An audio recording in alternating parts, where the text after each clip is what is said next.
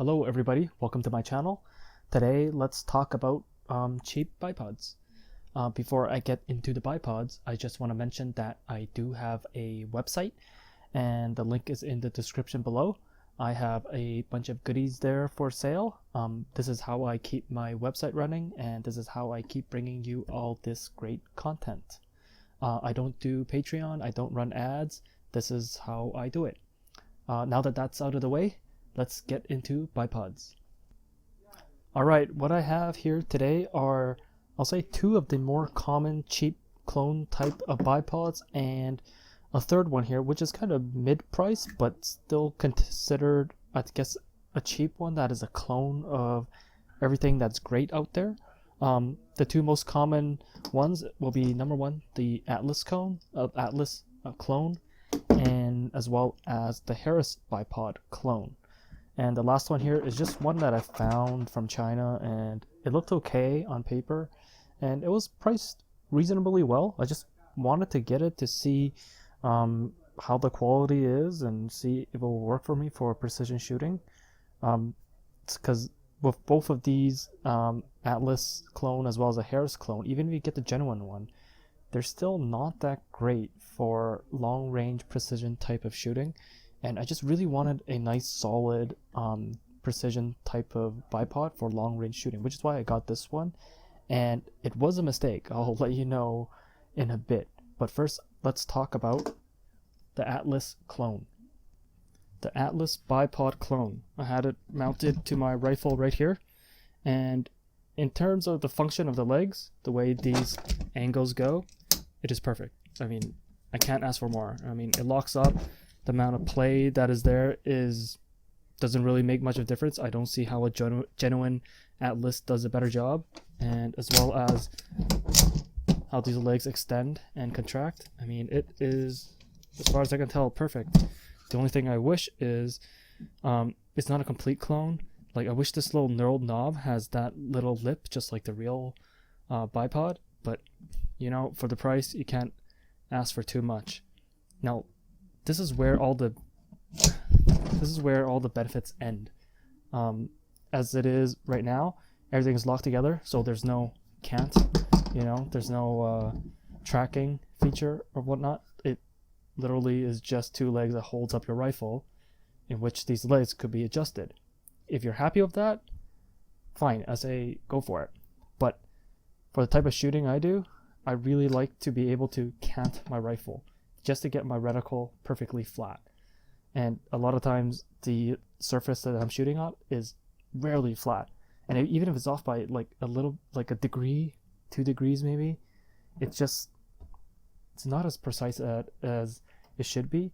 I don't want to get into ballistics, but if you're into long range shooting, the point of aim of your barrel and the point of aim of your scope, it's only valid if your reticle is perfectly level. If it's not level, you can have a big miss. Anyways, so the way I had this bipod set up is I locked down this adjustment knob on the bottom, and this is a mod I did. I just drilled and tapped a hole and I put a screw through to prevent this knob from loosening off. So you may ask, why would you want to do that? Like, isn't it designed to be loosened off and tightened down? Well, yes. So the way they designed it is that you loosen this off and then you get your canting feature back. Now the problem with that is that this knob, once there's not a lot of tension on there and it loosens off, it tends to walk away and it slowly loosens off until it falls off and everything falls apart. Ask me how I know that. I learned that the hard way. There's mods out there, and there's a lot of YouTubers, they talk about how you put like an O-ring in between, and then the friction from the O-ring will prevent this adjustment knob from coming loose. That's, to me, is a band-aid to the solution. It's just not the proper way of solving the problem. Now, what I did here, is that the proper way of solving the problem? No. And I'll explain why. This only works for me and what I do, because if I want to shoot with just the bipod fully locked up, I could. And when I need the canting feature, what I do is I just spin the legs 180, and now I got my canting feature as well as the tracking feature. I rarely use the tracking feature. It's not that important to me. It's the canting that I really need. Now, that being said, would I recommend this bipod? No, I would not. I don't even care if it's like $20, $30. To me, this was a mistake, and hopefully you guys can learn from my mistake. And the reason being is every single time I shoot, I want that canting feature. So I always want this canting feature right here. Now the biggest problem is when I take my rifle and I try to get in position and whatnot, and I fiddle around with it, I pick it up, every so often it'll do something like this, where, look at that, the rifle and the legs are in a single plane. And then after I pick up the rifle, I need to go and readjust everything and get it all perpendicular again. And another problem is that, and I don't do this type of shooting, but hypothetically, if you need to take the rifle and bring it to a flat surface to, let's just say, a gravel surface on a barricade and whatnot, and you want to fold the legs back, well, guess what? This is loose right now. You can't physically maneuver these legs very easily because everything is loose, right? So in order to say, oh, I need to pick up my rifle and I want to put it on a barricade, I need to spin a 180, tighten everything down, move my legs back up, and now I can go. So it's just not worth the money, in my opinion. I think it looks great. I mean, you can move the legs 45 degrees forward and you get like a super low profile as well as 45 degrees backwards. And I think you can put this over a barricade, and that's pretty cool as well. But other than it in a fully locked position, it's just not very functional. And I really, really wish they redesigned the internal hub features right there, in which you can lock down on the tension of the adjustment knob, as well as prevent the tracking to maybe 30 degrees at most. Because if this adjustment here could be stopped, just like the real Atlas bipod, I won't have any of these issues. You know, I could just have the rifle like this, do the shooting I need, pick up the rifle, and go without having to fear that the whole thing gets loosened off again, and then I'm left with some weird thing going on right here. So all in all, don't buy this, guys. It's a waste of money. If you guys want a bipod, get the Harris or the Harris clone, or get the real Atlas bipod. This here I need to figure out what to do with. I don't think I'll be keeping it, because despite putting so many hours into it, trying the O-ring, locking everything down, it just doesn't serve my purpose. Anyways, next up, I'll talk about the Harris bipod clone. The Harris bipod clone. This bipod I highly recommend. I'm not sure if the genuine Harris is any better than the clones, but all I can say is this clone right here is my favorite bipod out of the three, and I'll tell you why. So for starters, for Harris bipods, they attach to the sling swivel. So you have to make sure a rifle has a sling swivel in order to attach it. If you don't, a lot of these clones, they come with a little Picatinny to a sling swivel mount, and that would work as well. So there's two types of Harris bipod clones. There's the one with a canting feature, such as the one I have right here. See how it can cant. And there's ones that don't have it. I recommend not to buy the one that does not have the canting feature. They weigh a little bit less. So, I mean, if you don't need it, you just need it for hunting, yeah, sure, maybe. But, I mean, in my point of view, just a couple extra ounces, have this little throw lever right here, and getting that canting feature is worth its weight in gold. The way this works is I got a little lever right here, and I can just tighten it down, and the entire canting feature is locked up, or I can loosen it, and I get my canting feature back. Now the great thing about this is it could be easily regulated. So for example, when my lever is just a little bit tight, I got a little bit of resistance, and give it some more, I got a lot more resistance, and then I can lock the whole thing up like so. And the design of this lever allows you to pull back on the lever, and that gets you a little bit more just to tighten it down. So when the act of pulling back the lever doesn't spin the threaded rod inside the mechanism. So you could always tune it exactly how you like it. Another great thing is the canting feature is sprung. So there's two springs right here that pushes back, and this just allows a very, very smooth motion when you're trying to cant the rifle, you know? And right here, like say if I want to make a shot and I want to make it super precise, but this is just too loose, just tighten it down a little bit, and then it's perfect. The downside of the hairstyle bipod is there's only one position on the legs. Well, two. I mean, there's fold up and come down. It makes a lot of noise, so for hunting applications, probably not the best. But then again, if you need the bipod down in hunting, you're probably far enough away from the animal that the animal can't hear, you know, the bipod coming down. The legs are adjustable, spring-loaded, just like the real Harris. And you can adjust the height of each individual legs. The easy way, at least the way I do it, is get the leg fully extended and then adjust it notch by notch. Alternatively, you can hold your rifle as straight as you can. So let's just say we're on an uneven surface here. I have a piece of 2x4 right here, and I just bring my rifle up, push the release, click it in place, adjust the canting feature, boom, perfect. For my application at least, it's as good as it gets, and is lightweight as well. The version I have right here is the carbon fiber version, so these legs here is carbon fiber. I don't recommend the carbon fiber. I think the amount of weight saved is not worth it in terms of the durability, and that is because when these legs are folded up and down, so see, when it's folded up it's fine, but then when it comes down right here, this leg here locks up with this piece of aluminum, and it's a very sharp edge on the piece of carbon. I don't know how long this will last, but my guess is I can probably get a couple years out of this before the carbon snaps. I would rather just have regular aluminum legs, but you know, I made the purchase already. I'm just gonna stick with the carbon for now, and you know, it looks cool. But I highly recommend the Atlas clone. I'm sorry, the Harris clone, and just make sure whatever you do, get the canting feature version. It's, I don't know, 10-15 bucks more, but it's well worth it.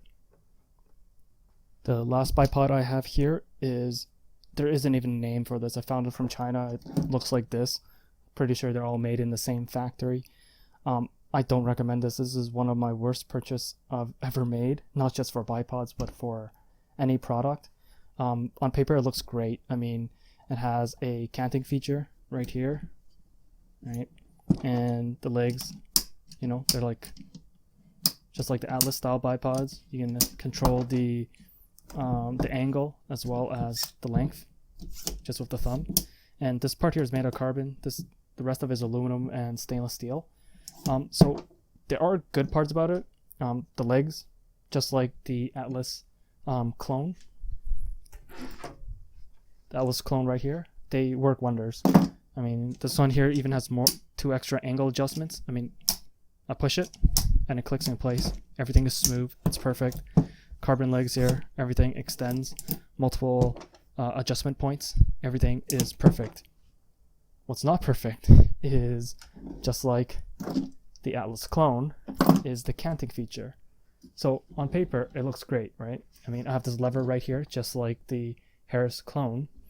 However, the way this canting feature works is you loosen it off, and it's two plates right here.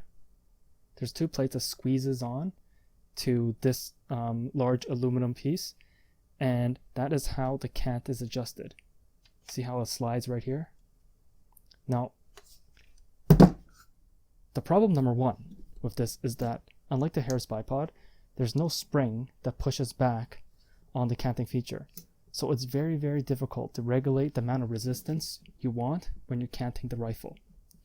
I believe when they designed this, they probably thought that what a shooter would do is line up their rifle so the cant is perfect, lock down everything completely, and then start shooting. Whereas in reality, what at least I do is I'll look through my reticle and then I slowly adjust the rifle until the cant is perfect, and then I take the shot. I don't line up the cant, lock down the bipod and then take the shot. So I think that's the problem number one. Problem number two is, I don't know who designed this, or they just never really thought about it, but this little release lever right here that attaches to a Picatinny mount, there's not enough room. It's really difficult to install and detach this bipod off of the Picatinny mount. I mean, I can undo this right here. Oh, it doesn't even work. I do, like, look at the clearance. Like, it's ridiculous. Like, I don't know who designed this in a way. I mean, all you have to do is, I can't even get this down. All you have to do is move this mount a 1/4 inch and everything would have been perfect. But for whatever reason, they decided to design the locking mechanism so darn close to this plate right here. It makes it near impossible to attach this bipod. And another problem is, and I spent a lot of work on this too, is the plastic inserts right here, the bushings that allow the canting feature to work, which doesn't even work that well, is the dimensions were not correct. It was machined and everything, but it doesn't matter how hard I crank down on this locking lever right here, there's always a bit of play. So what I ended up doing is I went to design my own bushing. These two, let's see if you can see it. These two plastic bushing, I went to design it and 3D printed my own, just so the dimensions were correct. So I don't know why they shipped a bushing that doesn't fit their own product. I mean, not everybody is like me who would go ahead and redesign a part for them to get a bipod working. I find that absolutely ridiculous. And last of all is that, unlike the Harris bipod, because it's a clamping feature instead of a kind of a screw through a bored hole type of feature for the canting thing, is when you loosen off the lever here to allow for cant, which is, by the way, is never smooth, like it's always really rough, you get a lot of pitch. You see that kind of wobble right there? So it's like, should I tighten this down or should I loosen this off? I don't know. Like, I want to loosen it off so I can get my cant adjustment, but because I got my cant adjustment, now I just got an undesirable pitch to this bipod. Like, that's just stupidity. I mean, all this work on machining all these components, and the thing that fails them is the cant type of mechanism. And I just find that very disappointing. Because everything else is great. Like look at this. Like, all this mechanism here, they all work so perfect, and just one letdown is makes me want to cry. And last of all, like, I don't know which management or whoever designed this decided to put hard plastic for the feet. Like, these feet right here, as far as I can tell, they're machined blocks of what looks to be a Delrin plastic or something. Like, it's a hard plastic. Like, the hardness is roughly the same as that of my measuring tape. You know, it's like, you cannot get grip on this bipod. Like, why? Why would you do that? Like, every other bipod, including this Atlas clone, has a soft rubber for the feet. I mean, I as a user, I don't care if my feet are worn out. Like, look at this. They're all worn out. I don't care. Like, I want the grip on a concrete surface or whatnot. Like, this is hard plastic. It's smooth, and it just wanders all over the place. So, yes, please don't buy this. It was more expensive than the Atlas clone and the Harris clone put together, and I don't even have a good fix for this. Like, my plan right now is I want to see if I could take these feet off, which I don't think I could because they look like they're epoxied on or something like that, and replace it with like the chair rubber legs, just so I can get some grip on the legs. And I don't even know what to do about the canting feature. Like, as far as I can tell right now, this bipod here doesn't have a canting feature, because the only way it could function as a bipod is if I lock down everything 100%. If I don't lock it down, like, it doesn't even function as a bipod. It doesn't even hold up the gun properly. The only reason why I bought this was because with the Harris bipod and with this Atlas clone, the legs are very skinny and they flex a lot, and I just wanted something with chubbier legs, and that was a huge mistake. because I would have thought this bipod would have been solid. I mean, to be fair, if the legs had grip and if you lock down everything completely, this bipod is solid. Like, it's as solid as any bipod I've ever used. And I think it'll be great for long range shooting if only I have the canting feature. So anyways, guys, to sum it up, don't buy this. Definitely don't buy this. And buy the Harris bipod clone, but don't get the carbon one. Get the regular aluminum one. I bet you that it's gonna be a lot more durable. This one right here. Buy this one, guys. The Harris bipod clone. Make sure you get the canting feature because it is excellent. The way this canting feature is designed, absolutely excellent. It's lighter than the rest of them as well. It holds up the gun functionally. It locks up great. The legs are soft rubber. Has plenty of grip right here. The only downside to the Harris bipod is the legs are stuck on 2 positions, which it's never that big a problem for me. At first I thought like, oh, it'd be really great, to have legs that can go in different angles. But then again, if you just have 90 degrees up or down type of legs, there's less things to worry about. I mean, you won't be fiddling around trying to get the perfect notch to go on there. So 90 degrees is fine for me. I mean, when I'm shooting prone, I get my bipods to hook up on my shooting mat and everything is fine. Downside is if you want really precision shooting, I guess, when the legs are fully extended like it is right here, and I'll just lock down the bipod. There is some flex in the legs, like it's not perfectly solid. Like even like this bipod here is a lot more solid, but there's too many downside on this. I don't know, what do you call it? Precision, big chunky leg bipod. Just don't buy that, guys. Anyways, that's my opinion on these cheap bipods. And comment, like, share, subscribe. Check out my website right here. I've got a lot of goodies for sale, and I'll see you guys next time. Cheers.